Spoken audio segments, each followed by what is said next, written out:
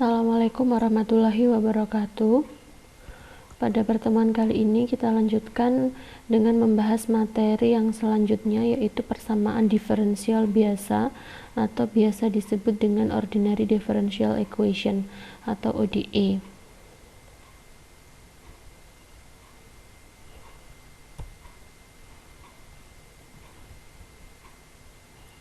Nah, jadi persamaan diferensial itu dibagi menjadi dua. Ada persamaan diferensial biasa dan ada persamaan diferensial parsial. Sebelumnya kita lihat dulu apa itu persamaan diferensial. Sesuai dengan namanya, persamaan diferensial adalah persamaan yang mengandung beberapa turunan dari suatu fungsi. Bisa lebih dari satu turunan. Persamaan diferensial biasa adalah persamaan yang mempunyai fungsi satu variabel bebas. Sedangkan persamaan diferensial parsial adalah persamaan yang mempunyai fungsi dengan jumlah variabel bebas lebih dari satu. Jadi kalau hanya satu variabel bebasnya hanya satu, itu namanya persamaan diferensial biasa.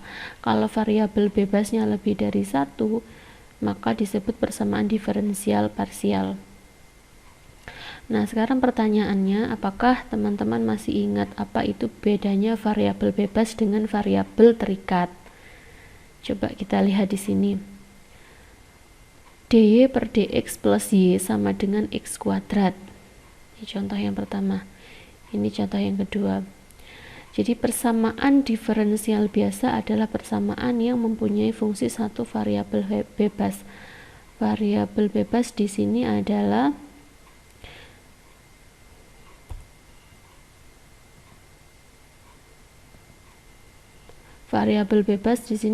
x, sedangkan variabel terikatnya adalah y, di mana variabel y ini bergantung pada variabel x.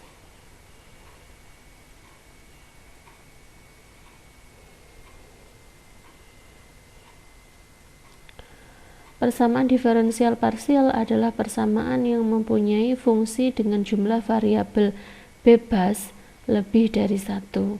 Ini variabel bebasnya kan ada x, kemudian ada y, dan ada z.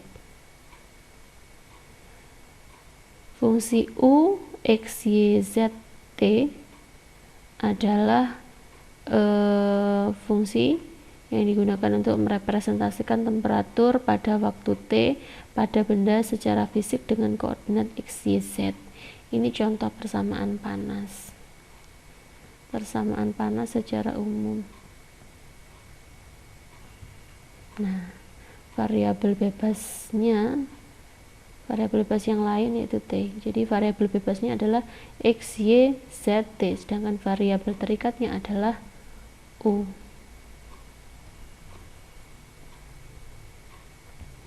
Persamaan diferensial biasa banyak sekali penggunaannya, baik di cabang-cabang ilmu teknik, kemudian ekonomi, biologi, dan sebagainya. Jadi persamaan diferensial biasa itu digunakan untuk mendapatkan formulasi suatu fenomena yang mengalami perubahan terhadap waktu atau tempat. Nah, sekarang order atau tingkat. Order itu suatu persamaan, order dari suatu persamaan diferensial merupakan tingkat turunan tertinggi persamaan diferensial tersebut. Nah, turunan tertingginya berapa? Itu namanya order. Contoh d kuadrat y per dt kuadrat ditambah dy per dt sama dengan 0. Nah, di sini kan sampai turunan kedua, berarti dia ordernya 2. Yang ini sampai turunan ketiga, berarti ordernya 3. Bedanya dengan derajat. Kalau derajat itu pangkat dari turunan yang tertinggi. Pangkat dari turunan yang tertinggi. Di sini kan turunan yang paling tinggi berapa? 3. Nah, ternyata dia dipangkatkan 2, maka derajatnya sama dengan 2. Tapi yang kita bahas pada materi ini adalah persamaan diferensial berderajat 1.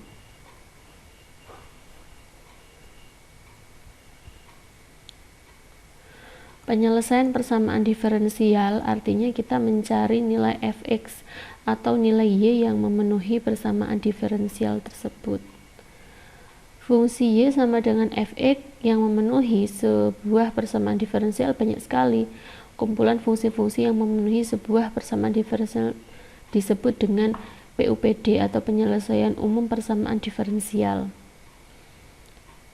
Kenapa masih berupa fungsi dengan kumpulan yang banyak sekali? Karena nantinya kita akan mencari solusi yang sifatnya umum, masih dalam bentuk suatu persamaan. Jadi salah satu fungsi di dalam kumpulan fungsi-fungsi yang memenuhi sebuah PD disebut penyelesaian khusus. Nah, apabila kita punya batasan terhadap nilai x atau nilai y-nya, maka di situ nanti kita sebut sebagai penyelesaian khusus. Apabila tidak ada batasan nilai x atau y-nya, maka solusi dari persamaan diferensial itu sifatnya masih umum. Penyelesaian khusus sebuah PD tersebut juga harus memenuhi beberapa kondisi batas.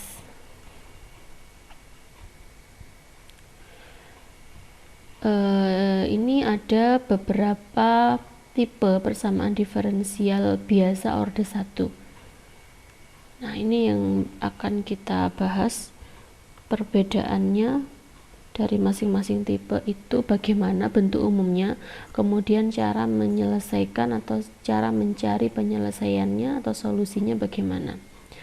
Jadi ada 1, 2, 3, 4, 5, ada 6 bentuk ya, atau ada 6 tipe persamaan diferensial biasa orde 1. Yang pertama, persamaan diferensial dengan variabel yang dapat dipisah. Yang kedua, homogen. Yang ketiga, bentuk seperti ini, ax plus by plus c dx ditambah px plus gy plus r dy sama dengan 0. Memiliki bentuk umum seperti ini. Kemudian PD eksak, PD linier, dan PD Bernoulli. Kita lihat satu-satu. Yang pertama, PD dengan variabel yang dapat dipisah. Jadi misalkan bentuk umumnya seperti ini ya. Nah, kita ciri-cirinya kalau persamaan diferensial dengan variabel yang dapat dipisah itu kita bisa mengumpulkan nilai x dengan x, nilai y dengan y. Ciri-cirinya seperti itu. Jadi nanti dapat kita pisah, x dikumpulkan dengan x, y dikumpulkan dengan y. Sehingga nanti kita bisa mencari solusinya. Kita integralkan, integral fungsi yang mengandung x terhadap dx, kemudian integral fungsi yang mengandung y terhadap dy sama dengan apa, seperti itu. Contoh, ini soalnya dy per dx sama dengan 1 plus x ditambah 1 plus y. Penyelesaiannya kita pindah atau kita kumpulkan yang mengandung y ke ruas kiri, misalkan yang mengandung x ke ruas kanan. Berarti 1 plus y pindah ke ruas kiri jadi 1 per 1 plus y dy sama dengan 1 plus x, dx nya pindah ke sini jadi dikali dx. Kemudian kedua ruas kita integralkan, ruas kiri diintegralkan, berarti ruas kanan juga diintegralkan. Integral 1 per 1 plus y dy sama dengan integral 1 plus x dx. Nah, masih ingat di kalkulus integral 1 per x dx itu sama dengan ln x. Jadi kalau ini integral 1 plus y dy, maka nilainya sama dengan ln 1 plus y. integral 1 plus x dx sama dengan integralnya 1, berarti x integralnya x setengah x kuadrat ditambah ln c. Kenapa ditambah ln c? Ini kan integralnya tak tentu, berarti ada suatu konstanta. Ini juga mengandung konstanta. Andaikan saya kumpulkan konstantanya ini dan konstantanya ini, saya sebut sebagai ln c. Boleh, kita kan nggak tahu c itu berapa, saya tulis misalkan ln c. Kemudian ln e pangkat sesuatu itu nilainya sama dengan sesuatu itu sendiri. Ini sifat ya, sifat logaritma. Jadi dari ini ke sini itu nilainya sama, ini tidak merubah arti. Jadi misalkan ln e pangkat x itu nilainya ya sama dengan x, sifat logaritma. Ini saya tulis seperti ini, kenapa? Biar bentuknya ln semua. Kemudian di sini kita pakai sifat logaritma lagi. Sifat apa? Ln a ditambah ln b itu sama dengan ln a kali b. Masih ingat? Ln a ditambah ln b sama dengan ln a kali b. Jadi ln e pangkat x plus setengah x kuadrat ditambah ln c sama dengan ln c dikali e pangkat x plus setengah x kuadrat. Kedua ruas sama-sama bentuknya ln ya. Ln ini sama dengan ln itu, berarti ini sama dengan itu. Maka 1 plus y sama dengan c kali e pangkat x plus setengah x kuadrat. Sehingga y sama dengan c dikali e pangkat ini dikurangi 1. Nah, ini adalah solusi umum dari persamaan diferensial ini. Sampai sini silakan, jika masih bingung dicatat pertanyaannya apa, nanti bisa ditanyakan di grup WA ya.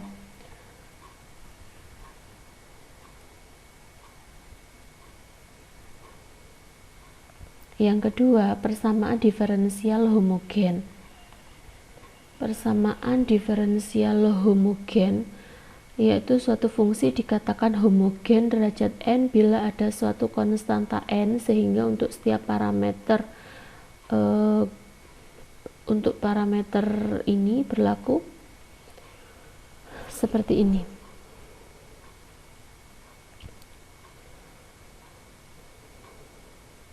Misal fx, y sama dengan x kuadrat ditambah xy, maka dia kita sebut persamaan diferensial homogen berderajat 2.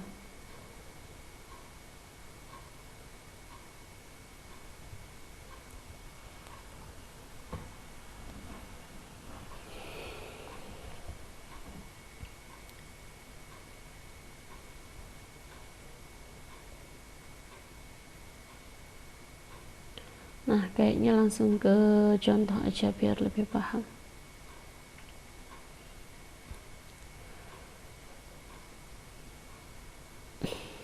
Ciri-cirinya ini ya. PD order 1 berikut px, y dx plus ky, y d sama dengan 0. Dikatakan homogen bila p dan q keduanya homogen berderajat sama, yaitu n. Nah, kedua fungsi yang mengandung x, variabel x dan y itu derajatnya sama. PD homogen dapat diselesaikan dengan cara mensubstitusi. Ini jadi misalkan kita punya z sama dengan y per x, maka y itu kan sama dengan z kali x. Kita turunkan ruas kiri menjadi dy, ruas kanan z dx ditambah x dz. Ingat ya, ingat sifat perkalian dari turunan. U kali V sama dengan U dV ditambah VDU. Sifat turunan.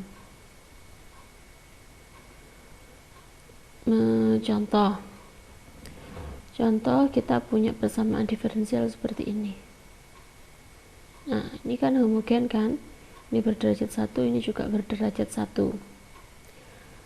Maka kita substitusi, misalkan Z sama dengan Y per X. Kita punya ini ya. Kita punya ini.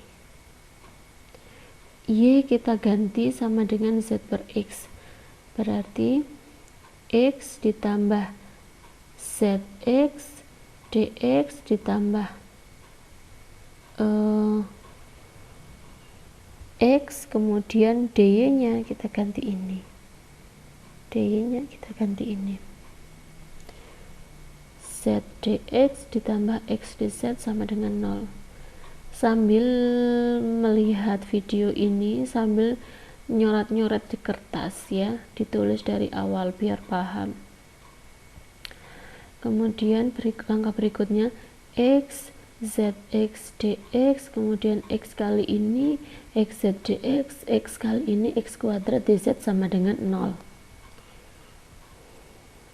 Nah, dari sini kita bisa mengumpulkan, kita kumpulkan atau kita selesaikan dulu, ada nggak yang bisa dioperasikan.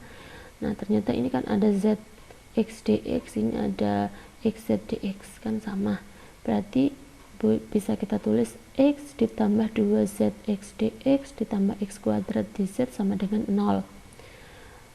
Kita keluarkan X nya, jadi X dikali 1 ditambah 2Z dx ditambah X kuadrat dz sama dengan 0. 1 ditambah 2 dz dx ditambah X dz sama dengan 0. Kok bisa? Ini ya, kedua ruas kita bagi dengan X, ini dibagi X, X1, ini dibagi X, berarti X nya pangkat 1, ini dibagi X tetap 0, 0 dibagi X 0. Nah, kemudian kedua ruas kita integralkan, atau kita kumpulkan dulu ya, yang mengandung X dan yang mengandung Z. Nah, dari sini ini bisa kita tulis gini, 1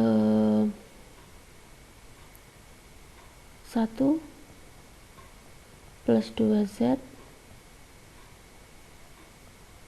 dx sama dengan apa? Min X dz. Nah, yang ini kita pindah ke ruas kanan, kemudian dx, di sini kan ada dx, x nya kita pindah ke ruas kiri, kan jadi seper x dx sama dengan negatif, ini kan tadi ini di z kan, ini di z ini, dz dibagi 1 plus 2z nya di sini jadi seper 1 plus 2z. Nah, dari sini integral kedua ruas kita integralkan. Integral dx atau integral seper x dx sama dengan ln x sama dengan, nah integralnya ini berapa? Kalau di sini ada konstantanya, berarti 1 per ini 1 negatif tetap ya, 1 per 2 dikali ln 1 plus 2z. Ditambah, jangan lupa keduanya integral tak tentu, berarti ditambah konstanta, saya tulis ln c. Ln x sama dengan ln, nah ini juga sifat logaritma, log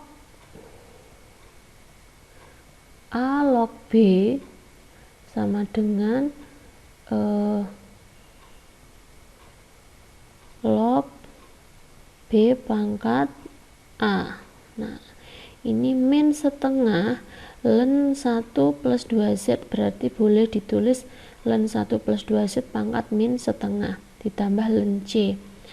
Maka ln x sama dengan sifat logaritma lagi ln a ditambah ln b sama dengan ln A kali B, atau berarti di sini ln C kali 1 plus 2Z pangkat min setengah. Dari sini sudah kelihatan, maka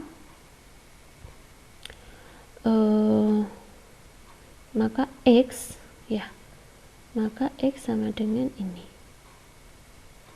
X sama dengan C dikali 1 plus 2Z pangkat min setengah. Kalau alur yang benar ya ditulis dulu ya.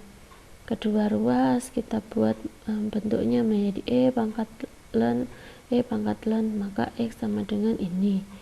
Kemudian kedua ruas kita kuadratkan. Kita pangkatkan 2 kedua ruas jadi X kuadrat, yang sini C kuadrat dikali 1 plus 2Z pangkat min 1. Ini kita pindah ke ruas kiri jadi 1 plus 2Z, pangkatnya jadi positif kan. Kemudian C kuadrat per X kuadrat. Jangan lupa Z tadi itu apa, nanti kita ganti bentuknya, atau di sini kita tulis dulu, berarti Z itu sama dengan setengah kali C kuadrat per X kuadrat min 1. Dari sini ya, C kuadrat per X kuadrat dikurangi 1, kemudian dibagi 2. Jadi ini Z-nya tadi kan kita ngambil perumpamaan Y per X, kita ganti lagi di solusinya, kita rubah lagi dalam bentuk Y dan X. Berarti ini Y per X sama dengan setengah kali C kuadrat per X kuadrat min 1. Maka Y sama dengan X-nya kita pindah ke ruas kanan, jadi X per 2 dikali C kuadrat per X kuadrat min 1. Ini solusi umum dari persamaan diferensial homogen yang tadi. Silakan jika ada pertanyaan.